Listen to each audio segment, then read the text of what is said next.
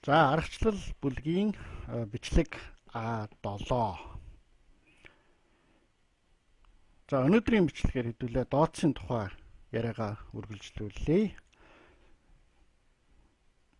За юуны өмнө энэ вебсайтыг бол та бүхэнд өмнөх бичлэгтэр өгсөн байгаа. Тийм учраас бодвол энэ вебсайтаар орж дооцсон тухай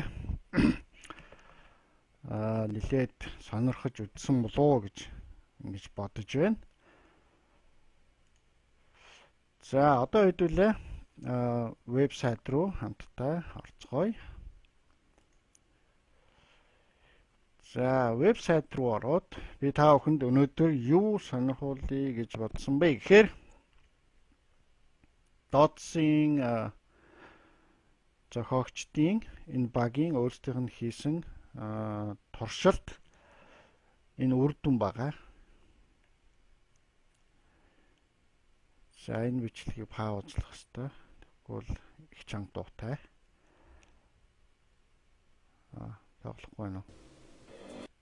За паузлчлаа. За энэ дор энэ үр дүн байгаа тий. Тэгэхээр энэ 12 он, 13 он, 14 оны арилжааны үр дүнгууд байна. За 14 оныхыг хэдүүлээ жишээ болгоод нээгээд тэгээ энэ дээр би та бүхэнд нэг юм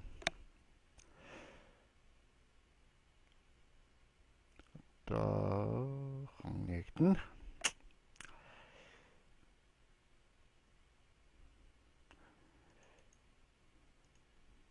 За энийг та бүхэн бодвол бас сонирхсон байх гэж би бодож байна. Энэ хэдэн ханш байгаа тий евро, доллар, паунд, доллар, Swiss, Ази доллар, доллар йен, евро йен гэсэн энэ хэдэн ханшин дээр арилжаа хийсэн байгаа. Дооц шатлалуудыг ашиглаад хийхдээ энэ дор тайлбар өгсөн байгаа та бүхэн энийг уншиж өөртөө ороод уншнеж энэ байна тийм ээ. Энэ бол ерөөсөө нэг ханшин дээр нэг одоо сешны хугацаанд нэг buy, нэг sell order яг дооц шатлалаа ашиглаад хийсэн байгаа.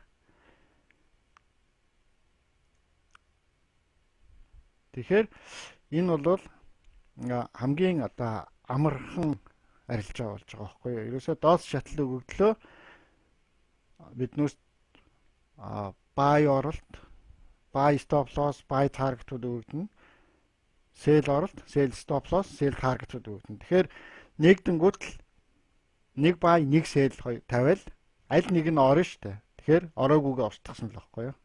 Ердөө тэгэл болоо. Тим үрдүнгээр хийхэд ийм үрдүн одоо гарчээ гэж. За энэ бол хамгийн амархан. Тэгээд энэний дараа бол дооцыг GAPI multiple moving average гэдэгтэй хойлоод том moving average-ууд аль чиглэлд байна. За тэр чиглэлд нь одоо арилжаа хийвэл арилжааны магадлал нь арай өндөрсөж байгаа. Тэгээд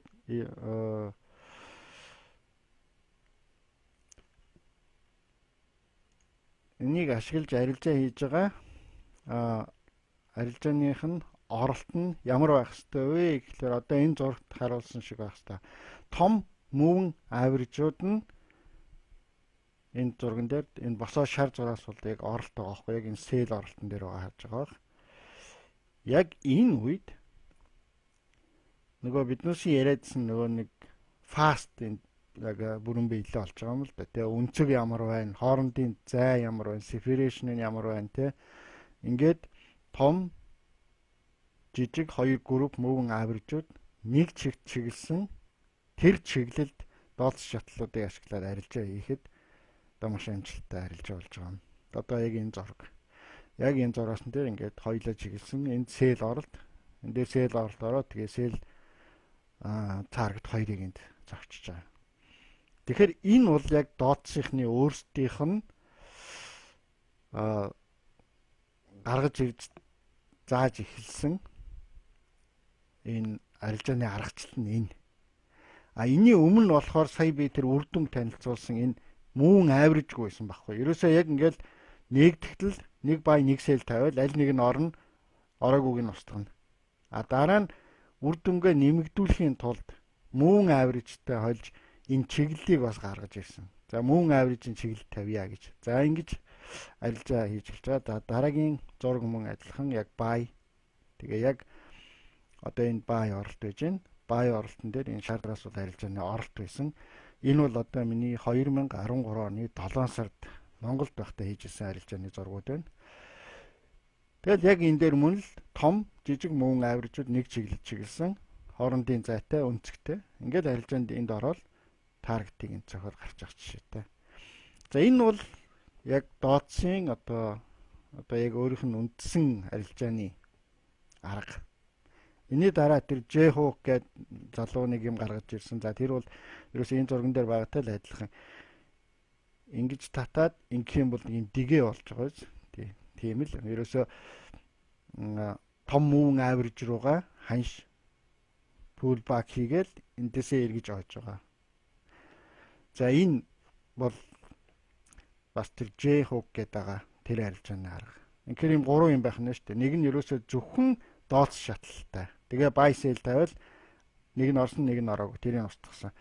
Дараагийнх нь мөн авиржтай холиод мөн авиржийн чиглэл нь хаашаа байна? Тийшээ арилжаанд орсон тийм ээ. За 3 дахь нь тэр J-Hawk гэдэг тэр бол ийм ойлт гарч ирсэн тохиолдолд заавал buy sell гэхгүй аль нэг дооц шатлал дээр. Одоо чинь энэ тохиолдолд бол мань хүн бол одоо яг энэ open дээр ч юм уу buy орчиж байгаа байхгүй юу. Тэгээ энэ доор stop loss-ыг тавьчихдаг. За ингээд явцдаг. За энэ бол одоо энэ дооцсны үндсэн одоо арилжааны аргууд. Яг энэ аргуудаар нь бол яг арилжаа хийж үзсэн мэдээж болдог. Ухаантай хүмүүс зохиосон чадaltaй хүмүүс, ухаантай хүмүүс бас удаан хугацаанд туршсан тэгжээж үр дүнгийг гаргаж иж ярьсан. Тийм учраас энэ бол болдог.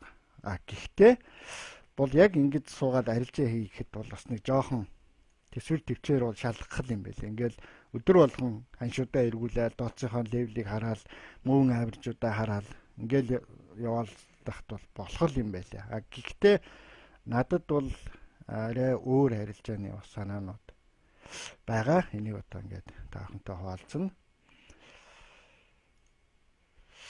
За энэ бол юу байсан бэ? Би юу хийсэн бэ гэхээр энэ дооц дээр нэмэх нь энгийн хээж хийсэн юм. Ийм одоо туршилт хийсэн. Хэрвээ энэ шатлалууд ажилдаг, ялангуяа таргет 2-ууд үнэхээр очиж цогтох магадлалын өндөртэй байдаг юм бол энийг ашиглаад яаж арилжаа хийж болох вэ гэдэг асуудалтай. Тэгээд buy тал руу, sell тал руу аль руу нөгөөдчихөж байгаа учраас энийг яаж ашиглах вэ гэдэг юмыг би бодож байж. Тэгээд энэ дооц дээр нэмэх нь хээж, энэ энгийн хээжийг нэмээд тэгээ энэ аргаар бол би арилжаа хийжсэн. Энэ бол надад их зүгээр санагдчихсан. За энийг хийж явах үедээ би Facebook дээр энэ постыг оруулж ирсэн. Та бүхэн санаж байгаа бах. Тэгээ Евро USD 30 минутын чар сүүлийн 5 өдөр ингээд Токиогийн нээлт гэдэг. Тэгээд энийг оруулж ирсэн. Тэгээ энэ дээр би ер нь яагаад дооцсын тухай танаас бас яриад байгаа юм бэ гэвэл энэ дээр бас ütсэн байна. Авах юм гэж байгаа юм те. Ямар ч мундаг мэдлэг хэрэггүй, торшлог хэрэггүй. Ямар ч шинжилгээ бас хийдэггүй, ямар ч индикатор ашигладаггүй. Тэгэхээр энэ бол бас арилжаа хийж болох. Тэгээд чартны ард бас бага цаг зарцуулаад бас үр дүнтэй арилжаа хийж болох ийм нэг арга гэж би өөрөө үздэг учраас та бүхэнд яриад байгаа. За энэ постыг би оруулж ирсэн. Тэр үед л одоо яг энийг хийжсэн гэсэн үг байна шүү дээ, тий. За энэ бол саяны постны зургийг бол арай ингээд томсгосон. Тэгээд яг энэ авсан пипнүүдээ ингээд тоогоор тэмдэглээд ингээд явж ирсэн. За одоо цөмөрөө 2015 оны 4 сарын арилжааны хуулгыг цөмөрөө харъя. За энэ бол live account 2015 оны 4 сар. Бадрах онд л усан гэдэг хүн хийжсэн байна. За ингээ энэ хуулга ингээ та нас ингээ хараарай. За эхнээс нь ингээ хараад явъя. За хожил том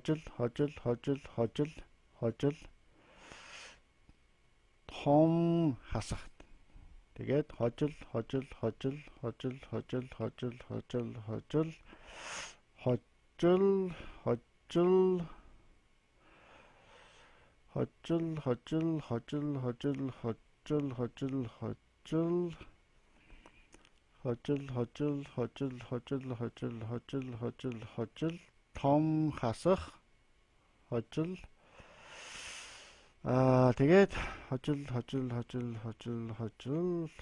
том хасах хожил тэгээд хожил том хасах хожил том хасах тэгээд том хасах хожил эцсийн дүн нь бол ингээд $5,988. За ийм үр дүн гаргаж хахад би энэ яг аргыг хэрэглэсэн.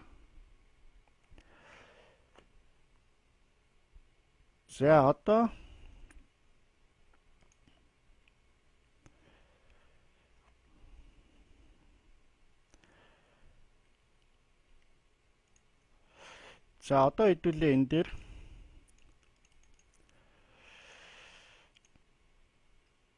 саяны үдсэн арилжааны хуулганы нэг хэсэг байгаа. За энд яг юу болов гэдэг юм одоо тайлбарлая. Энэ шараар ингээд хүснэг татцсан байна тий. За жишээлх юм бол хамгийн ихнийх нь 2015 оны 4 сарын 17-ны өдрийн 2 цаг 33 минутанд евро USD sell мөн яг зэрэг 2 цаг 33 минутанд 5 секундын зөрүүтэй buy гээ sell buy 2 зэрэг нэгээд тэгээ хоёулын дээр нь хожил авсан байгаа тийм. Хоёулын дээр нь хожил авсан байгаа.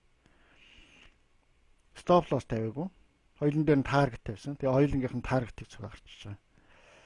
За яг ийм арилжаа бол хийгдэж эхэлж байгаа юм л да. За энд 4 сарын 20-ны өдөр мөн л яг зэрэг 5 цаг 09 минутанд sell buy евро USD нэгэн дээр нь 835, нэгэн дээр нь 262 авсан гэдэг маань 865 таргет зохиод гарсан, 262 дээр нь жижигхэн маллага хийгээд хаацсан байна гэсэн.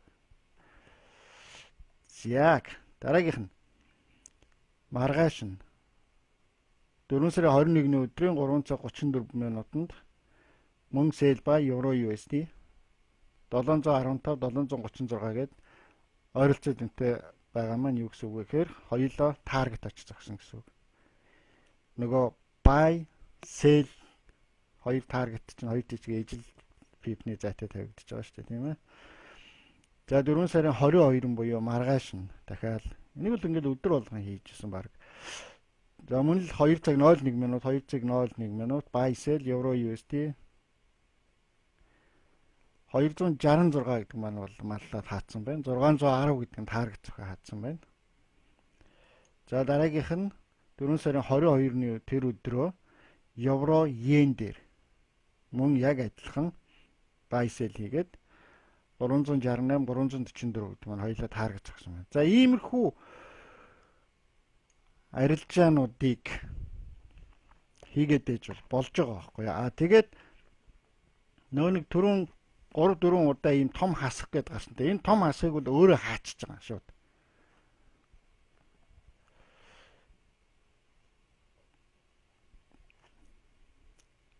За одоо ингээд арилжааныхаа яг эдгүүсгтээ яаж хийж исэн гэдэг юм ярихаар тодорхой болно. За жишээлх юм бол энэ зурган дээр энэ арилжаанууд маань яаж хийж исэн юм бэ гэхлээрээс би Токиогийн open дээр те. За Токио байна уу, Нью-Йорк байна уу, Лондон байна уу. За ямар нэг open дээр те. Яг хань шинд нэгдэн штэ те. Энэ цагаан зураасан дээр яг тэгтэн тэр buy sell хоёр захиалгыг зэрэг өгч байгаа. Хэд зөвшөөрдөг данстай байх хэрэгтэй. Эсвэл хоёр өөр дансан дээр хийж авах хэрэгтэй. За яг энэ цэг дээр buy sell хоёр захиалгыг зэрэг нээгээд stop loss тавихгүйгээр хоёулынгийнх нь таргетуудыг тавьчихж байгаа. buy target 2, sell target 2-ыг тавиад stop loss-г орхиж байгаа. Тэгэхээр тэгээд орхичин тэгэхээр ханш ерөөсөө тэр өдөр хөдөлгөөн дундаа аль нэг таргетыг очиж зогсно. За одоо жишээ нь энэ ихний өдөр байна те. Тэгэхэд энд buy sell нээсэн бол биднээс яах вэ гэхээр дээшээ жоохон явлаа, доошоо унлаа. Бидэнд ямар ч юу аюул байхгүй шүү дээ. Ягаад гэвэл дээшээ явхад buy маань нэмэхтэй, sell маань хасахтай ойролцоол дүнтэй байна. Бид энэ хугацааны хаана ч гэсэн гараараа хаахад бид шимтгэл юм уу тэр спредний жоохон зэрүүгээр л алдагдал хүлээхээс биш том алдагдал бол хүлээхгүй. Тэгэхээр бол нэг айж имигээд байх юм бол байхгүй. За энд дэвлээ таргет 2-ыг цоглоо тийм buy тал руугаа. За таргет 2-ыг цохоод гарцсан гэдэг маань биднээс buy талдаа хожил аваад тэр арилжаа маань хаагдаад биднүүсийн дансанд аль хийж орчиж байгаа байхгүй. Тэр арилжаа дууссан гэсэн үг тийм үү? Sell арилжаа дуусаагүй нээлттэй хасахын тэмдэгтэй үлдсэн тий. Тэгэхээр арилжааны үр дүн гэдэг маань хизээ тооцогдох вэ гэхлээр арилжаа хаагдсан хойно тооцогдсон шүү дээ. Тэгэхээр sell арилжаа маань хасах тэмдэгтэй ч гэсэн хаагдаагүй байгаа байхгүй юу? Тэгэхээр бол гүйлэгжил байна гэсэн үг. Би бол гүйлэгжсэн. За дараагийн өдөр энд нэгдлээ. Дахиад buy sell нээсэн. Дахиад buy sell. Жохон дэшгүүлээ, жохон доошгүүлээ. Альч таргетыг очиж цогсонгүй байна гэдэг тийм. Дараагийн өдөр нь дахиад buy sell нээсэн. За энэ өдрийнхөө хувьд бол buy-г гүгээд энэ өдрийнхөө buy target 2-ыг энд цогж байгаа юм тийм. Энэнтэй яг зэрэгцээд энэ өдрийн биш энэ ч нэг таргет цохоо гарцсан би удлаа юм ярих чинь. За ингээд энэ өдөр таргет цохоод гарцсан. Энэ өдрийн хасах тал нь бас л гүйж байгаа. Одоо энэ sell, энэ өдрийн sell, энэ өдрийн sell, энэ өдрийн sell гуруула хасах тэмдэгтэй гүйж байгаа юм шүү дээ энд. Энд buy хожсон, энд buy хожсон, энэ өдрийн buy нээлттэй байгаа тийм. Дараагийн өдөр нь дахиад buy sell нээлээ. Энэ өдөр нэгдэнгүүт харин энэ өдрийн buy таргет очиж зогчлоо тийм энд. Энэ төвшөнд таргет очиж зогчлоо. Инээс дээш бол гүйсэнгүү. Тэгэхээр энэний одоо buy-ыг хасах тэмдэгтэй. Энэний sell нь хасах тэмдэгтэйг ингээ үлдлээ энэ өдөр тийм үү. Энд дахиад buy sell нээчлээ. Buy нь явсангүй. Sell нь яваад target 2-оо энд зогчлоо. Дахиад жоохон доошоо явахад нь энэ өдрийн sell target зогчлоо энд. Дахиад жоохон доошоо явахад нь энэ өдрийн sell target зоглоо. Энэ өдрийн sell target зоглоо. Энэ өдрийн sell target зоглоо. Тэгэхээр зарчим нь яг ийм. Өнөөдөр биш ч гэсэн хэд хоногийн дараа ханш эргэж ирээд чиний таргетыг зогчиж байгаа байхгүй юу? Ердөө л энэ байсан. Тэр нэг 3 удаа нэг том хасах гэж хэлжсэн те. Тэр бол зарим тохиолдолд бол ингээд одоо чинь энэ buy үлдчихэж байгаа байхгүй те. Энэ buy хоёр ч юм уу. Тэгээ ханш үнэхээр олон хоног дараалал ингээ унаад энэ лүү ер нь очих магадлал буураад ирэх юм бол тэрийн зүгээр гараараа хаачижсэн. Тэгэхээр хаагдаад арилжаанд дансанд орцсон арилжаанууд аль хэзээний ашиг болцсон дүн дансан дээр хасахгүй байгаа дүн хоёрын харьцаагаа бол хараад яваадсан байхгүй юу. Тэгэхэд бол миний ингэж хийсэн 3 сарын хугацаанд бол аль хэзээний ашиг болоод дансанд орцсон дүн нь бол ер нь 3-4 дахин том л байт юм л. Тийм учраас тэр гараараа тэр том дүнгуудыг хаасан ч гэсэн эцэстээ бол ашигтай гарч байгаа байхгүй юу. Тэгээ энийг хийхэд бол энэ дооц шатлалууд хэрэгтэй. Хизээ нэгдэж байна. Тэгээд хаан таргетаа тавих уу. Тэгээ buy sell хоёр тийш нь ижил лотор тавьчихна. Өөр энд ерөөсөө хийгээд байх юм байхгүй. Цаг зарцуулаад байх юм байхгүй. Нэгдлээ buy sell хоёр ордер хийхдээ чинь 5 минут. Тэгээд дон тэрд нэг ирж харуул харна үз. Тэгээд маргааш өглөө дахиад нэг 5 минут. За ингээд яваад байх арилжаа хийх ийм арга дооцыг ашиглаад хийвэл надад их зүгээр санагдсан. За мэдээж жоохон том хасахтай гүгээд байгаа тийм. Том хасахтай гүгээд байгааг бас зохицуулж болох хоёр хувилбар бий. За нэгдүгээр хувилбар нь юу гэхээр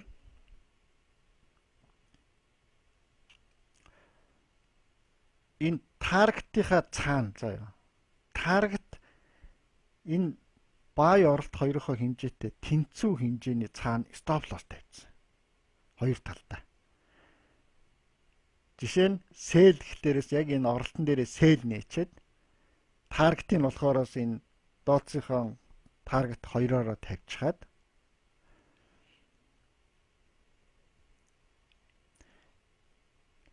тэгээд стоп лосс нь болохлээрээс энэ buy target 2-ын цааталт байна шүү дээ. Энэ хавьд стоп лосс энэ сэлийнхаа стопыг.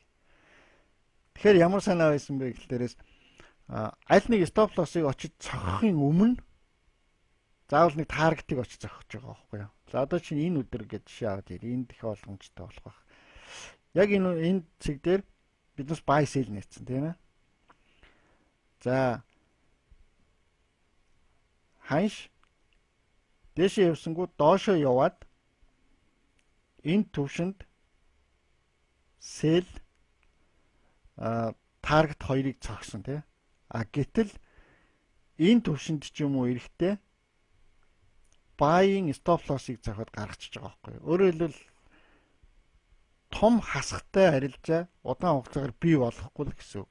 Биднээс угаасаа л арилжаа хийгээл авдаг алддаг шүү дээ. Тэгэхээр энэ өдөр бол авсан маань энэ төвшин алдсан маань энэ төвшин. Ингээл цаашаа явъя гэж байгаа. Тэгэхээр яг тийм тохиолдол бол бас тэгж тэр болгон бас өдөр болгон тохиолдоод байдаггүй. Цөөн тохиолдол. Авах юм нь бол том хасахтай арилжаа дансан дээр үлддэггүй. Ийм нэг хувилбар байсан. Нөгөө нэг байж болмоор хувилбар бол бас юу гэхлээрээс ерөөсөө энэ buy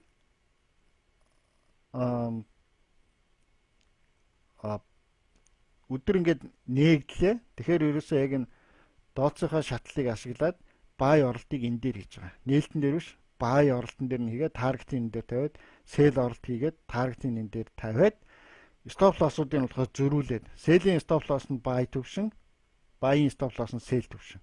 Ингээд бас тавьчих болж байгаа. Тэгэх юм бол бас хөөрхөн арилжаанууд өөртөө хийгдээд яваад идэм байлээ. За энэ бол яг одоо амьд чарт. Сая би тааханд энийгээ тайлбарлаад ярьсан. Одоо тэгвэл хэдүүлээ өөр нэг ханш бас харж болно. За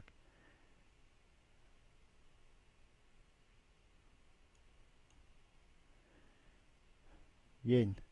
За йений хувьд хараа. Сүүлийн хэд хоног дараалан дан өсөлт гарч байгаа учраас buy талууд нь дандаа хожлууд аваа явсан байгаа тий. Sell талууд нь дандаа хасах тэмдэгтэй нэлээд том болцсонгүй гэж гэсэн үг шүү дээ тий. Тэгэхээр нөгөө нэг сүүлд ярьсан хувилбараар биднес энэ buy-ийн дээдэлд sell-ийн stop loss-ууд тавиадсан бол ингээд цогцоход гараа явцсан байхгүй болсон байна гэсэн үг. Мэдээж эцсийн дүндээ бол жоохон хасахтай болсон явж байна л гэсэн үг. Тэгэл ханш ирэхэд тэр бол амархан нөхөгддөг. Одоо чи энд уунж орж ирээд ийшээ өссөн биз дээ. Энд бол одоо энд дандаа сэлүүдийг таргетын зогч, баюудыг хасгуулгачаад одоо ийшээ явхад тэр бүх баюудын бас таргетыг очиж зогчиж магадгүй байгаа байхгүй юу. Тэгээ энийг бол ингээд турш үзсэн нэлээд дажгүй сонирхолтой. За евро доллар ингээд таахан ойлгож байгаа бах тий. Хараад юу болоо явчих вэ гэдэг юм. Тэгэхээр энэ дооцсын шатлалуудыг бол ашиглаад бас арилжаа хийх ийм боломжууд бол бий. Зөвхөн buy оролтон дээр нь buy тавиад, sell дээр нь sell тавиад юуг нь зөрүүлж тавиад тэгээ явчихад бол за одоо жишээлбэл энд нээгдлээ buy оролт. Buy орсонгүй энэ доор sell орлоо тий. Buy ус зарчиж байгаа байхгүй юу. Тэгээ sell нь үлдсэн.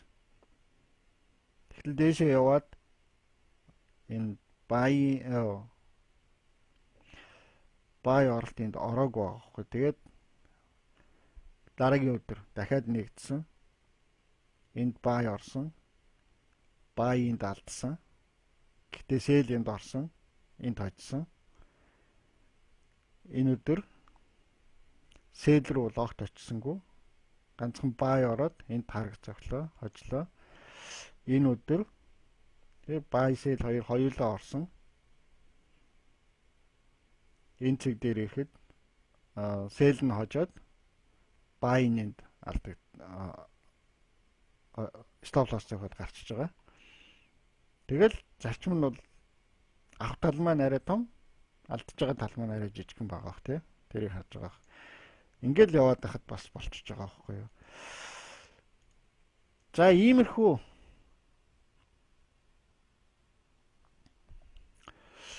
зүйлүүдийг би та бүхэнд дооцтой холбогдуулаад хэлье гэж ингэж бодсон. Гэхдээ миний хувьд бол дооцсын тухай бол та бүхэнд яриа бол ингээд дуусна.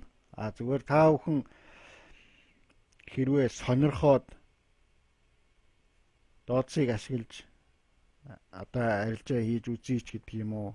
Тэгээ сонирхох юм бол тэгээд надтай бас холбогдоод тэгээд цаашаа илүү дэлгэрэнгүй яриа биднээс яриад явж болно. Сонирхож байгаа хүмүүстэй нь сонирхохгүй хүн байж болно. Тэр бол ойлголгүй яах вэ? За бас нэг зүйл хэлэхэд бол та бүхэн бас бодож иж магадгүй ингээд яагаад бидэнд дооцсын тухай яриад байгаа юм болоо гэж бодож иж бас магадгүй. Яагаад гэвэл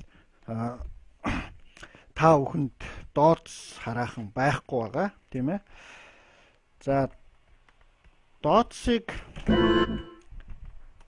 би энэ тоггүй болчих шиг байна. Газ залгахгүй. За дооцсыг бол яг нөгөө нэг флашн дээр хуулаад индикатор шиг тэгээд өгөөд явуулчихж хараахан бас болдгоо. Тийм учраас би та бүхэнд бас өгч амжааг байгаа. Дооцтой болох та бүхэнд 3 арга байна. Нэгдүгээрт нь бол мэдээж вебсайтыг би та бүхэнд өгсөн $600 гэж байгаа. Тэргээр ороод худалдаад авчихж болно. За тэр нь бол хамгийн амархан, хамгийн хурдан арга баг, тийм ээ. Вебсайтаар нь ороод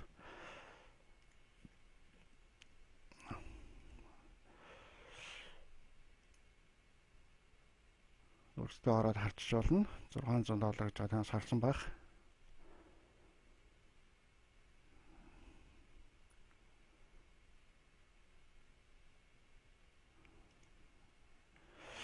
Нэг хөгжим завсарлага тэгээд гетто хац гээд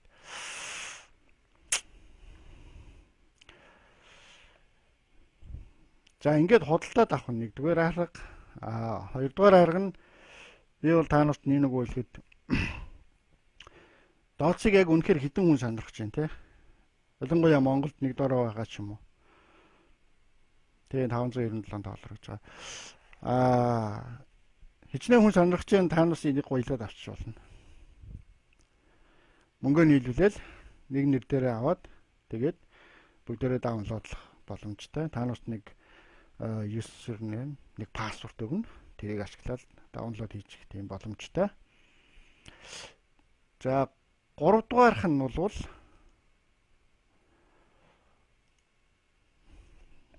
дугаарх арга нь бол би өөрийн биеэр очсон тохиолдолд та нарт даунлоодлоод өгч нүнгөө. Ганцхан би яг хийзээ очихаас мэдэхгүй л байна тий. Гэхдээ сонирхоод дооцтой болъё гэд ингээд үзэх юм бол энэ 3 аргын талаар та нас өөртөө дөрвөлээ бодоорой. Тэгээд санал асуулга явуулж болно шүү дээ групп дотор. Дооц сонирхож байгаа хэн байна гэд.